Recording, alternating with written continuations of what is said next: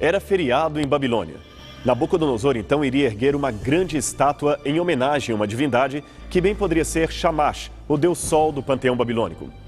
Em virtude disto, todos os políticos, magistrados e oficiais que trabalhavam para o governo deveriam vir à capital para participar da solenidade pública conforme a determinação real.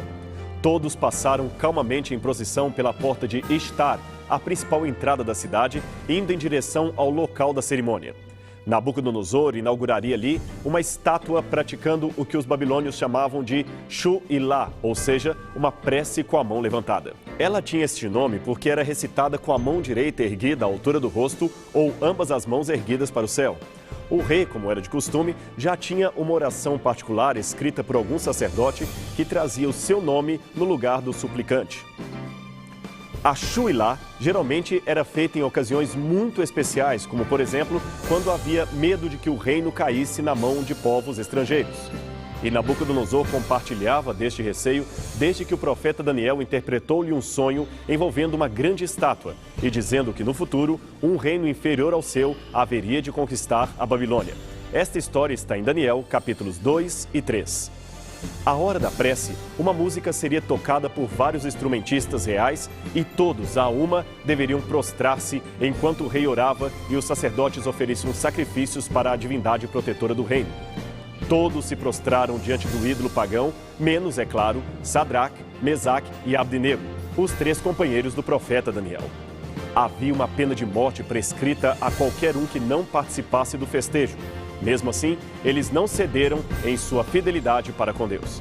A mensagem de advertência do famoso livro do Apocalipse retoma este episódio da Babilônia, ocorrido há 2.600 anos, para descrever uma situação semelhante que terá lugar em breve no futuro do mundo, quando o chamado Anticristo começar a governar as nações. Diz o texto: "E foi dado ao dragão, figura mitológica para simbolizar o maligno, comunicar fôlego à imagem da besta, símbolo apocalíptico do anticristo, para que não só a besta falasse, como ainda fizesse morrer todos quantos não adorassem a imagem da besta." Apocalipse capítulo 13, verso 15. É difícil estabelecer nos mínimos detalhes todas as nuances desse decreto futuro. No entanto, é plenamente certo que ele envolverá uma questão de escolha entre a fidelidade a Deus e a harmonia com o mundo. Chegará um momento em que será impossível seguir os 10 mandamentos e estar, ao mesmo tempo, em paz com a nova ordem mundial. Aliás, pelo que diz a continuação da profecia, este será um decreto que alcançará o mundo inteiro. Veja os versículos seguintes: "A todos os grandes e os pequenos, os ricos e os pobres, os livres e os escravos, faz que lhes seja dada certa marca sobre a mão direita ou sobre a fronte, para que ninguém possa comprar ou vender, senão aquele que tem a marca, o nome da besta ou o número do seu nome." Versos 16 e 17. Analisando fatores políticos, econômicos e sociais da atualidade, é possível dizer que, embora não tenhamos uma data precisa para o cumprimento deste oráculo, já é notória a existência de um cenário político mundial que possibilita o cumprimento desta profecia nos últimos tempos, em nossos tempos. Até mais ou menos meado do século XVIII, era totalmente estranha a ideia de um governo mundial, conforme supõe a profecia apocalíptica. A Revolução Comercial dos séculos XVI e XVII já havia intensificado o processo de desenvolvimento capitalista que acabou unindo os países pela circulação de mercadorias. Mas isto estava longe de uma administração global, como prevê a profecia. Em 1760, inicia-se na Inglaterra a Revolução Industrial, que aumentou em muito a dependência de um país em relação ao outro. Empréstimos entre nações e monopólio tecnológico por parte de países mais ricos acabaram criando espaço para a possível união entre governos. No século XIX, alguns sociólogos chegaram a falar de um imperialismo mundial que colocaria todos sob o mesmo governo. Neste tempo, porém, tal ideia não passava de sociologia utopista, ou seja, um delírio dos pensadores. Hoje as coisas mudaram. Desde a segunda metade do século XX, a transnacionalização das empresas parece ganhar cada vez mais força. Nos anos 50 e 60, veio a expansão das empresas multinacionais. Nos anos 70 e 90, a vanguarda dos bancos e instituições financeiras. E, inaugurando o novo milênio, temos a força da internet, que já atinge mais de 1,5 bilhão de usuários em todo o mundo. Olhe em redor e constate por si mesmo. O nosso mundinho tornou-se de fato uma aldeia global. As distâncias são encurtadas pela tecnologia e as fronteiras tornaram-se um sistema que tem os dias contados. Você liga a TV e assiste diretamente do Japão uma partida de beisebol, que aliás é jogo dos americanos. Encontra-se com um amigo que acaba de chegar da Rússia e ele lhe conta que comeu hambúrguer com refrigerante Diet na Praça Vermelha, em Moscou. Em Israel, garotinhos árabes e judeus vestem juntos camiseta da seleção brasileira e pedem autógrafos a um jogador que pretendia passar férias em determinado lugar onde achava que não era conhecido. Depois de tudo isto, você se dá conta que, na verdade, o mundo está no seu quintal, ou melhor, na tela do seu computador. Estamos vivendo a era da globalização. A coisa, no entanto, vai muito mais além do que uma simples universalização de costumes. No mundo civilizado, aprofunda-se cada vez mais a desigualdade entre países ricos e pobres, países bem ou mal desenvolvidos. Intensifica-se a competitividade comercial e, com isto, aumentam-se os riscos de desemprego, crise econômica e outros fatores. Quem não se viu ameaçado por um crash econômico ocorrido na Europa ou nos Estados Unidos? Quem não teme ser vítima da queda de uma bolsa de valores em outra parte do mundo? Ou ainda oferecer para a herança de seus filhos, um planeta morto em consequência dos crimes ambientais cometidos por todos os países. No mundo globalizado, todos ficam vulneráveis à informática, ao ritmo das bolsas de valores e outros fatores atuais. Aliás, atualmente, são negociados mais de 1,4 trilhão de dólares em ações internacionais, onde o investidor de um país leva o seu capital para outro país estrangeiro. Entre 1984 e 1992, o fluxo internacional de bens e serviços saltou de 3,5 trilhões para 7,5 trilhões de dólares por ano, um crescimento sem precedentes na história econômica mundial. Dentro desse contexto, se um país se isola ou dita suas próprias leis, pode ser excluído por outras economias e perder os capitais, informações e tecnologias vindas de outros países. Aliás, foi exatamente esta situação que acabou derrubando gigantes independentes como a Rússia e todo o conglomerado que perfazia a ex-União Soviética. Outra importante questão decorrente da globalização capitalista, sobrepondo-se à economia dos países, é a de ordem monetária. O comércio e as negociações financeiras internacionais tornaram urgente a criação de um regime estatal ou estável de câmbio, isto é, uma paridade entre as moedas. O melhor, na opinião de muitos governantes e economistas, é criar um dinheiro mundial que circule livremente pelos países sem obstáculos criados por políticas particulares, nem interesse próprio de uma única nacionalidade. Foi neste quadro que os países ligados à União Europeia se adiantaram, definindo a criação do euro, que seria uma moeda regional válida desde 1998. Esta cobertura e subordinação das nacionais economias, somada à vulnerabilidade das moedas nacionais e o fluxo para o capital estrangeiro, acabou levando muitos governantes a discutir o futuro sistema integrado da economia mundial. Foi neste caso o encontro, por exemplo, ocorrido em 1995, que envolveu o chamado G24, ou o grupo dos 24 países representantes das nações em desenvolvimento da América Latina, Ásia e África. O G24 defendeu a criação de um sistema econômico e monetário internacional que teria como mediador os Estados Unidos através do Fundo Monetário Internacional. Longe, porém, de um equacionamento à altura da globalização capitalista, o sistema monetário internacional continua progredindo rumo a uma futura concretização que, na opinião de muitos, tornou-se um destino inevitável. Como preparativo para esta futura realidade global, os países já estão há algum tempo se organizando em blocos econômicos, NAFTA, União Europeia, Mercosul, Bloco do Pacífico, que realizam hoje mais de 60% de todas as trocas comerciais do planeta. Não obstante todas essas previsões futurísticas, é importante demarcar que a miséria, a fome e outros males sociais ainda constituem problemas que estão longe de serem solucionados. Todos tornaram vulnerável a ação de todos. Logo, só falta uma peça para unificar todo o quadro mundial. Um governo único que estabeleça as regras e dite o que é certo e errado em termos de economia e governo mundial. Imagine então a criação de um só governo para administrar países do mundo inteiro. Utopia ou realidade? O famoso e polêmico escritor irlandês Oscar Wilde afirmou que, no que diz respeito à política internacional, se não somos profetas, é melhor não profetizar, especialmente se estamos tratando do futuro. Seguindo este conselho, entendemos que é mais prudente não detalhar todos os modos como se cumprirá a profecia, principalmente por envolver quadro político-social em relação ao futuro.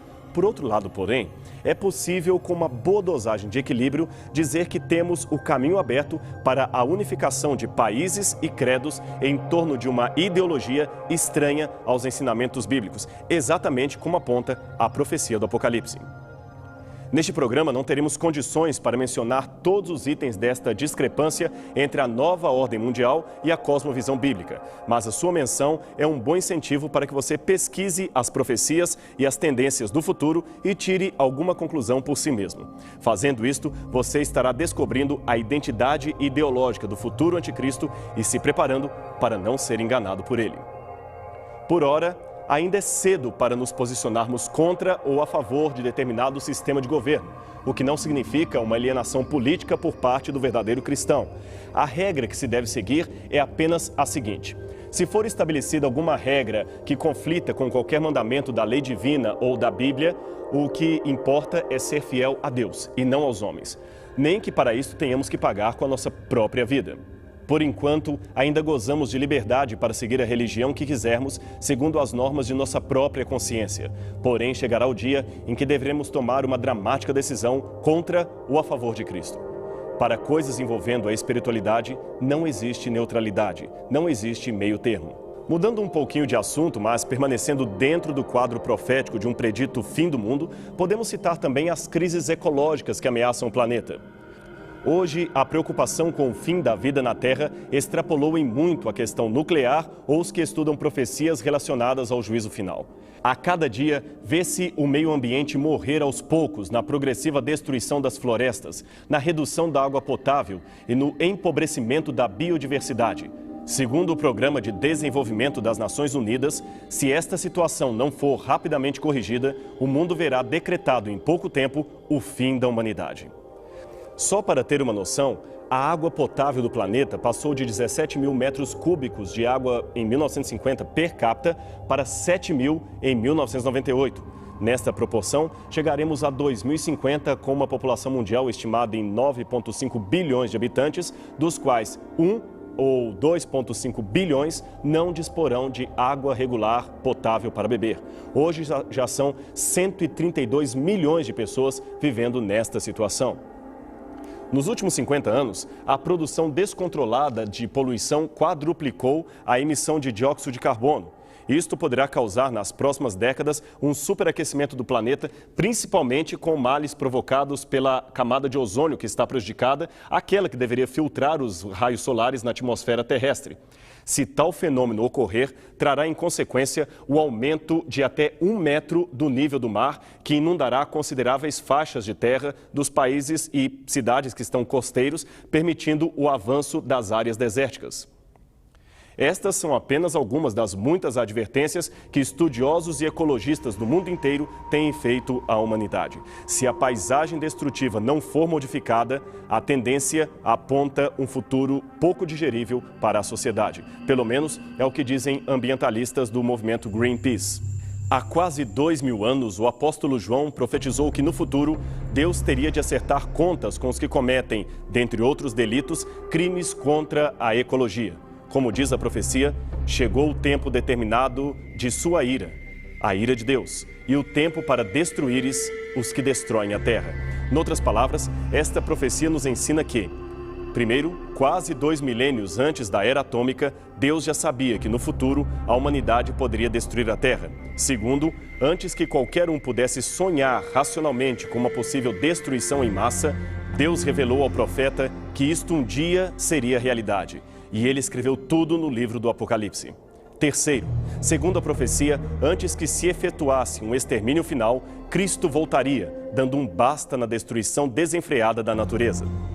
Antes, porém, que este evento aconteça, o Senhor utiliza-se da própria natureza para advertir os habitantes da terra de que em breve haverá um juízo, e cada um prestará contas por tudo o que tem praticado. todos os atos bons e ruins serão um dia sentenciados ou trazidos à tona no tribunal de Deus. Certa vez, Jesus repreendeu aos estudiosos do seu tempo porque não davam o devido valor à vinda do juízo de Deus. Ele disse: chegada a tarde dizeis, haverá bom tempo, porque o céu está avermelhado. E pela manhã, hoje haverá tempestade, porque o céu está de um vermelho sombrio. Sabeis, na verdade, discernir o aspecto do céu e não podeis discernir os sinais dos tempos? Lucas, capítulo 12, versos 54 a 56. O que Jesus queria dizer por sinais dos tempos? Que à medida que progredisse a história, todos saberiam que o dia de Deus estaria chegando. No Apocalipse, há uma importante mensagem do juízo anunciada em todo o céu. Um anjo voa e diz: temam a Deus e louvem a sua grandeza, pois já chegou a hora de Deus julgar a humanidade. Adorem aquele que fez o céu, a terra, o mar e as fontes das águas. Apocalipse 14, verso 7. Não seria o respeito à natureza uma bela forma de adorar a Deus, reconhecendo-o como o Criador de tudo o que existe? Jesus estava com seus discípulos realizando a última ceia. Era uma noite de quinta-feira e havia algo estranho no ar. O mestre dizia coisas difíceis de entender. Afirmou que seria traído por um de seus discípulos e que em breve enfrentaria a morte na cruz. Sua partida estava chegando e em pouco tempo ele voltaria para a casa do Pai. Era, portanto, um ambiente de dor e despedida. Atônitos, os discípulos pareciam não compreender os detalhes daquilo que estavam escutando. Era tão forte a dor de separar-se do mestre que, em sua emoção, pareciam que estavam bloqueados no entendimento e, para não sofrer ainda mais, pareciam querer alienar-se do que estava sendo-lhes anunciado. Percebendo o desconforto de seus corações, Jesus lhes revelou: não fiquem assim preocupados. Vocês sempre creram em Deus, creiam agora em mim. Sabem, na casa de meu pai há muitos quartos e eu estou indo preparar um lugar para cada um de vocês. E depois que eu for e terminar a preparação deste lugar, eu voltarei e levarei vocês para morar comigo, para nunca mais precisarmos dizer adeus. João 14, versos 1 a 3. Finalmente, uma boa notícia em meio a tantas tristezas. O mestre iria embora, mas não para sempre. Ele voltaria um dia para buscar os seus amigos e levá-los para morar na casa do seu pai. Não havia motivos para temor. Jesus sempre cumpre aquilo que ele diz. Havia, contudo, uma incógnita que permanecia latente na vida dos discípulos. Quando seria o momento do reencontro? Há algum tempo, no Monte das Oliveiras, Jesus lhes havia revelado a impossibilidade de saber o tempo da profecia. A Bíblia diz o seguinte com relação a este episódio: a respeito daquele dia e hora, ninguém sabe, nem os anjos, nem o Filho, senão somente o Pai. Mateus 24, verso 36. O tempo foi passando e com ele a geração daqueles que receberam pessoalmente esta promessa. Os que chegaram depois também ouviram dos antecedentes da história de Cristo e de seu futuro retorno para a alegria dos seus filhos. Alguns, no entanto, no meio do caminho desanimaram e não quiseram mais continuar esperando pelo Senhor. Parecia tão demorado que foram tentados a pensar que tudo não passava de um engano. Ou, usando um eufemismo, pensaram que Jesus resolvera mudar de planos em relação à sua volta ao mundo. Grupos separatistas começaram então a espiritualizar o tema da segunda vinda. Alguns diziam que ela já havia ocorrido, enquanto outros individualizavam o evento, dizendo que sempre havia uma nova volta de Jesus a cada momento que alguém morria. Os céticos, é claro, riam da esperança cristã e proclamavam a plenos pulmões que Jesus era um embusteiro. Veja o que afirmou o apóstolo Pedro, aliás, escrevendo também com os discípulos. Lembrem-se de que nos últimos dias virão os escarnecedores, segundo seus próprios escárnios, andando segundo as suas próprias paixões e dizendo: onde está a promessa da sua vinda? Porque desde que nossos ancestrais morreram, todas as coisas permanecem como desde o princípio da criação. Só que eles se esquecem que por muito tempo também houve céu e terra, da qual surgiu a água, conforme relata a palavra de Deus. Ora, pela mesma água, o mundo foi um dia repentinamente destruído. Do mesmo modo, os céus que agora existem e a terra, segundo a mesma palavra, encontram-se reservados para a consumação no fogo. Eles estão sendo guardados para o dia do juízo, da extinção de todos os que amam a injustiça. 2 Pedro, capítulo 3, versos 3 a 6. Há um episódio que lembra as palavras que acabamos de ler. Conta-se que certa vez uma garotinha dos seus 6 ou 7 anos entregou um folheto para um homem com os dizeres: Jesus em breve voltará. Sem a menor sensibilidade para com a criança, o adulto devolveu-lhe o panfleto, soltando uma irritante gargalhada e dizendo com voz de deboche: é mesmo, garotinha? Quer dizer que Jesus está chegando? Então, quando ele vier, diga-lhe que deixei um abraço. Isto é, se ele vier mesmo. A garotinha, com simplicidade infantil, respondeu de volta: se Jesus vai aceitar ou não o abraço do Senhor, eu não sei. Mas de uma coisa me lembro: o apóstolo Pedro disse que no fim viriam homens como o Senhor, debochando da promessa de Cristo. Estes seriam então queimados e virariam cinza no dia do juízo. Desculpe, Senhor, mas acho que o Senhor tem um problema a resolver. Um problemão. Segundo a Bíblia, a volta de Jesus é um evento que encerra dois sentimentos ao mesmo tempo. Para aqueles que estão em paz com Deus e amam a sua lei, ela será um momento de alegria, de muita expectativa. Aquele que está por vir não é um estranho, nem um exterminador do futuro. Ele é o seu Salvador e virá buscá-los para morarem com ele no seu reino eterno. Por outro lado, uma grande multidão que não demonstra nenhuma vontade de estar com o Mestre, bom, estes sim terão um problema a resolver. Eles rejeitam a graça e fecham os olhos à lógica da Bíblia Sagrada, da palavra profética. Estes, diz o Apocalipse, pedirão às pedras e aos montes que caiam em cima deles e os livre da visão daquele terrível dia. Isto você pode ler em sua casa aí no Apocalipse capítulo 6, versos 15 e 16. A decisão sobre de que lado ficar é algo que pertence a cada um de nós e é tomada de acordo com o nosso livre-arbítrio. Sabe, faz parte do nosso amadurecimento espiritual aprender que, por mais bela que seja a vida, por mais bem-sucedidos ou vitoriosos que sejamos, a nossa existência não terá nenhum sentido senão na eternidade, quando estivermos com Cristo. Tudo de bom que temos aqui e que experimentamos não será nada comparado às surpresas que nos estão preparadas naquele grandioso dia. E por outro lado, como estar plenamente feliz, sabendo que no mesmo instante outros estão infelizes, ou que amanhã poderemos ser nós mesmos a enfrentar a dor da perda, da morte, da desilusão. Devemos almejar cada vez mais, devemos querer mais felicidade, uma felicidade eterna que não acaba nunca, uma vida eternamente feliz, da qual jamais nos sentiremos enjoados ou não teremos nenhum medo, nenhum receio, nenhuma apreensividade em relação ao futuro. Agora, pare por uns instantes e imagine como será lindo o dia da volta de Cristo. Na terra, o caos estará em todas as partes no seu grau máximo. As pragas apocalípticas estarão caindo com fúria, provocando os mais dramáticos acidentes de toda a história. O remanescente fiel estará sendo perseguido por ter rejeitado servir o governo do anticristo. Tudo parece sem saída. O mal triunfa e o bem parece fracassar. Porém, no momento de maior escuridão, rompe no céu a luz fulgurante da intervenção de Deus. O relógio profético bate meia-noite e a terra começa a tremer diante da potente voz que anuncia a chegada do Filho de Deus. Então surge no Oriente uma pequena nuvem do tamanho da metade da mão de um homem. Esta nuvem cresce e começa a revelar o seu caráter sobrenatural. Junto dela há uma sombra de juízo que parece cobrir todos os povos. Os que estão em falta sentem que é chegada a hora do acerto de contas e que não há meio de escape. Fulgurante no meio do céu, a nuvem se torna um túnel de onde saem milhares, milhões de anjos com suas trombetas, dando o sonido às mais melodiosas canções jamais executadas em qualquer orquestra humana. Eles voam majestosos por todos os cantos. Seu brilho é superior ao do sol brilhante no meio-dia e o seu número parece incontável. De repente, no meio da nuvem branca, surge a figura mais nobre, mais iluminada de todos, o nosso Salvador. Sua glória, maior do que todos os outros anjos reunidos, surge e enche toda a terra. Ele ergue a sua mão e a terra silencia. Então, com uma voz poderosa, começa a convocar a presença dos seus amigos, aquelas pessoas que decidiram amar a sua vinda e preparar-se para o grande encontro. Das sepulturas surgem santos que há tempos aguardavam no pó a ressurreição do último dia. Alguns deles já estavam mortos há séculos e nada possuíam senão o pó dos seus ossos espalhados pelos 4 ventos.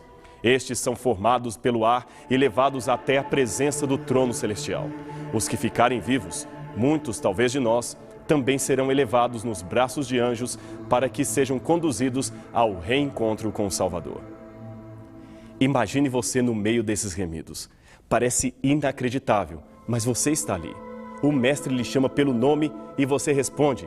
Ele então diz uma frase que parece resumir tudo o que você sempre desejou escutar de um Deus. Valeu, filho, valeu, filha, você venceu. Foi bom ter criado você. Foi muito bom enfrentar a morte por você. O tempo passou e agora você pode descansar. Você merece ser feliz. Entre e fique à vontade. O céu é todo seu.